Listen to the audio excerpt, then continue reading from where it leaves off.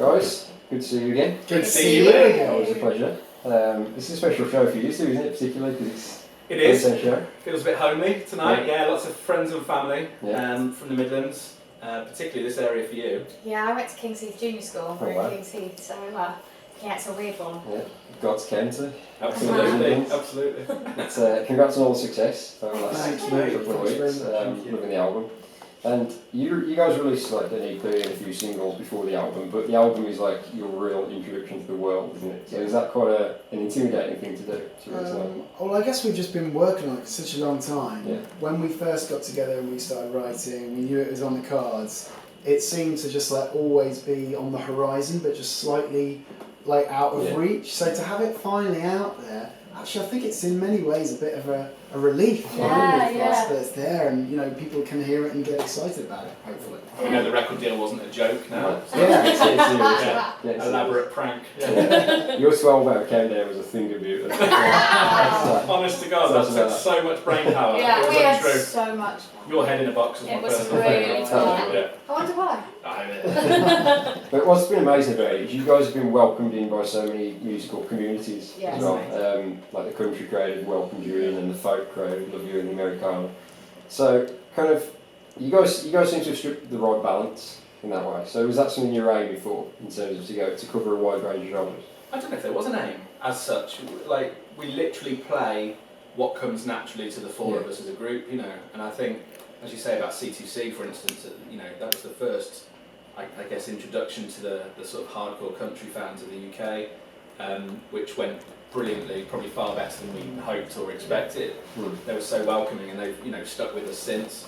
And then the Americana thing has obviously been more prevalent recently with the Bob Harris Award and stuff, which obviously we weren't expecting. And then you're then around and surrounded by Americana legends, and you're sort of, it's almost like an introduction to all these people that you sort of were aware of, but they weren't people that we were going, we want to be like this or we want to be like that. So it's very much our own thing, but we seem to be ticking a few boxes, which is lovely, but accidentally. Have you all got personal favourites from the album? Have you all got different?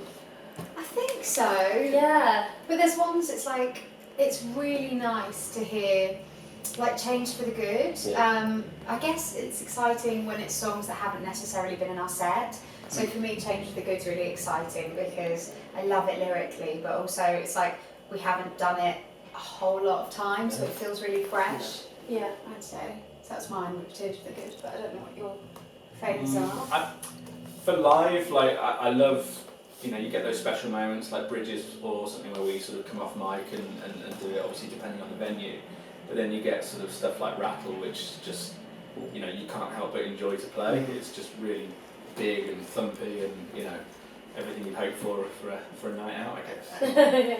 I think, I love playing Rattle, but from the album, I'm kind of a similar mindset to Tara, the stuff that we haven't played that often. But then things like Laid in the Ground, when we play them live, they've got a different, I guess a kind of different approach to them every time it's played, and because it's quite a heavy hitting song in a way, it does really draw you in a bit emotionally, and I think that always takes a little bit every night, takes us by surprise when we do it. Yeah. I think for me, I love Iona on the album. I just think there's something kind of so epic about that song.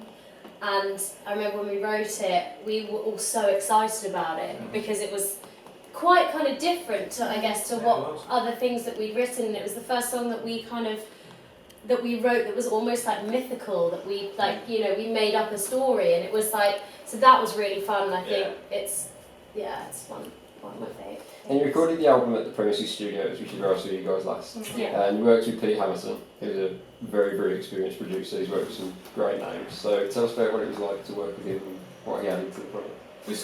We met Pete really early on, actually, on literally just like a handful of tracks.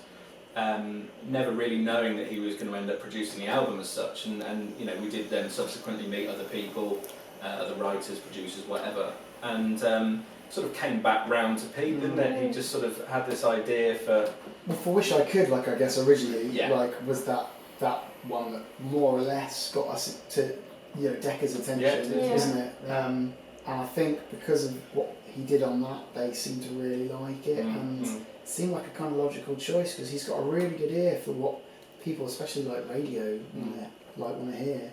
And it just lent itself really really well to what we were writing. A really nice balance, wasn't it? It just takes it to a place where we might not have otherwise got it. Well, I think it's really hard. It's hard to capture what we do, I think. So the live show, I think, feels different to the recorded one. And so it was really difficult to work out who you could trust that would really get across what we wanted it to sound like. And with Pete, he really managed to get that pretty spot on, didn't he? So. Yeah, and it's definitely about trust. Yeah, like you say, and because we'd had him from the start, pretty much. Baby, isn't it? Yeah, it felt safe in his hands. Yeah, very cool. Yeah. Now, guys, tell us about the Americana Awards, because you guys got a very special honour from Bob Harris. Goodness me. It was pretty bonkers. Like we've all listened to Bob and watched him over the years and followed him, and he's been such a great guy and staunch supporter of new artists and country artists, and when he called us to let us know that we were going to get this award from him, it was just another one of those this can't really be happening. It was just hugely surreal, and the whole night itself, getting up on stage, seeing him again, and then being on the same stage at the end of the night, doing that tribute to Tom Petty and with Rob and Imelda and Mumford & Sons and the gang. Rob. Did I say that? Yeah, Robbie P. But it's okay. Nice name terms, these guys. But it's okay because actually we were backstage at the Americanas and Rob, Mr. Plant, came up and he said, "Oh guys, I saw you guys in Country Music Mag." And we were like, sorry? We're like, sorry, who are you? He was just chatting away, and then AJ, AJ, you asked him a question, didn't you? What did you? I've got my dad gave me his Led Zeppelin 1 from when he was a student, and he introduced me to Zepp when I was really little, so I remembered to get it, and I thought I'd bring it along just on the off chance that we got to cross paths. And as soon as he appeared, I thought I sort of went, I should go get it, shouldn't I? Because I was really nervous about how I was going to say it should the opportunity arise, and there he was. Far more nervous than actually performing. Oh yeah, so it was amazing because he just said, he went, "Oh, which one is it?" I was like, "Oh, one." He went, yeah. Wasn't my best. He's like, my voice was all right at that point. He's like, we were just having fun, It was only further down the line improved. And he said, now 50 years later, here I am. I'm knowing my voice now. I'm figuring it out. Yeah. That was a remarkable thing to hear, and to kind of understand that journey that vocalists have, and that's something that I think we can all really relate to and look forward to as well. How things will change for us all. Awesome. What was the whole ceremony like, the Americana Awards? Because I wasn't there, unfortunately. But I was just chuffed to bits. They sat us down, obviously, because we were quite early on in the show, weren't we, for the award and then playing. And we sort of sat in our seats. We were in the second row, and I was just like, this is the best show I've ever been to. And I just wanted to sit there and watch everything. Yeah. So I thought, it was amazing. Plant's going to be performing on that stage in a minute. And I thought, we've got great seats. And then you go, we've got to go up and play before that, It's also the kind of, seeing Robert Vincent play, who won, he was the first Emerging Artist Award winner, and the Worry Dolls, and Imelda May did this really beautiful stripped back performance, and it's cool, we're on the same stage as these people, and you watch them and you go, I can't get much better than that, and then you have to kind of go up and share that space with them. So that was a weird one. There were some really good performances. Every single one I thought was amazing. Yeah. Like Tim said, we could have just sat there and watched the whole thing. Bloody hell. It just felt like a really nice kind of. Everyone's so supportive of each other, and everyone helps. All the other artists that are involved, everyone kind of helps everyone out, and it just felt. There was such an amazing energy in the room. It felt like the C2C vibe it again, did, didn't it? And it was a real kind of, felt like a real community of people that were coming together, and it was just a really lovely thing to be a part of, amazing. And another one of your admirers is Marty Stuart, isn't it? We were just talking about his off camera. First of all, tell us what it was like still with him, because he's an absolute icon, isn't he? It was just it was crazy to kind of to get to watch. So Marty Stuart and his fabulous superlatives, all of the guys were so wonderful. Would stop and take time and talk to us and kind of just were always jamming around, like playing guitar. Cousin Kenny would come around and like just stand in the doorway of the green room, and he'd be like, yeah, we'll have a drink later. Yeah, cool, Kenny. And like he'd be chatting. I was like, how'd you guys do today? Like, oh, cool. I said, oh yeah, we've just been constantly here, playing, wasn't shredding, yeah, like without even thinking about it. He's on autopilot. He's just like, yeah, great, full on conversation, totally engaged, just absolutely. But it was like a lesson in like performance magic every night watching them. Yeah. And but we had a terrifying experience, didn't we, Jess, in the Sage Gateshead? Do you remember what that was, when Marty Stuart came out from the back of the room? Yeah, so we were sound checking, and he came out from behind us, which is where the dressing rooms were. And we finished playing the song. He went, "Play that one again." So he came and sat down in the auditorium, and it was just him in this whole auditorium, and we were like, let's do our best ones. Have we upset him? Yeah. So then we ended up playing a bit of a show for him. He'd go like, play more. But they were like getting more people in to sit with him, so suddenly there was... So we ended up doing pretty much an entire set. But none of the ones we were worried about. Just sound check. And anyway, afterwards he kind of followed us into the dressing room and sat down and basically just says that he wanted to invite us out to America, and it was like there and then it was like, we'll do a shirt the rhyme and a shirt the Opry, we'll take you to Graceland, and all this stuff, and we're like, we haven't even played the show yet. I'm already crying. There were tears. It was like, and it was I think one of those moments that none of us will ever forget, and we are so excited to get out and play. He's just such a generous, genuine, lovely man. Spirit, yeah. So we're like really excited. you were saying, Tara, it's something to say.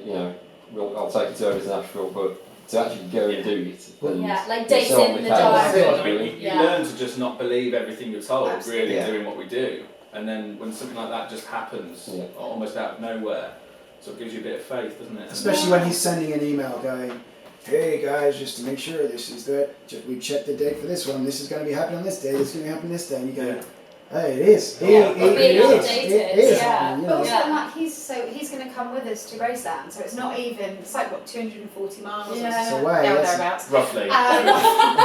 Really like that. And but so he's going to come with us, and it's just crazy. Not as crazy as my memory. Playful. And just finally, tell us about the Burning Bridges video that you filmed since I last saw it. Because that was very theatrical. Yeah, that was amazing. Burning Bridges is quite kind of a special song, I guess, for us all, and we really wanted to make sure that the video did the song justice, and the lyrics and the message and everything. So we worked with a director called Meji, and he was amazing, and we really worked together to create the idea of, I guess, using the couple in the dance to interpret the message of the song, and it was a beautiful venue in where was that? Rivoli Ballroom. Rivoli Ballroom, that's it. And a stunning venue that's kind of remained in its entirety, hasn't it, as it was, and so that was amazing, kind of quite simple, quite kind of just stood, singing, and it was quite easy setup in that way in respect to our other videos, but it was a great day. Yeah. So what's the plan for the rest of the year for you guys? I know you've got C2C. Yeah. Which you're excited about. Can't wait. Oh yeah. Buckle and Boots, isn't that on? Yes, absolutely. I'm so excited about it. Yeah. It's going to be amazing. So what else is on the agenda for you guys? So plenty of festivals, as you say, starting with C2C. I think that's our first one. Literally going all the way through the summer. We will hopefully be looking to do another tour. I think they want to announce that as soon as possible. Really, they just want to get us back out there, which we want to do. Yeah. Nashville in June.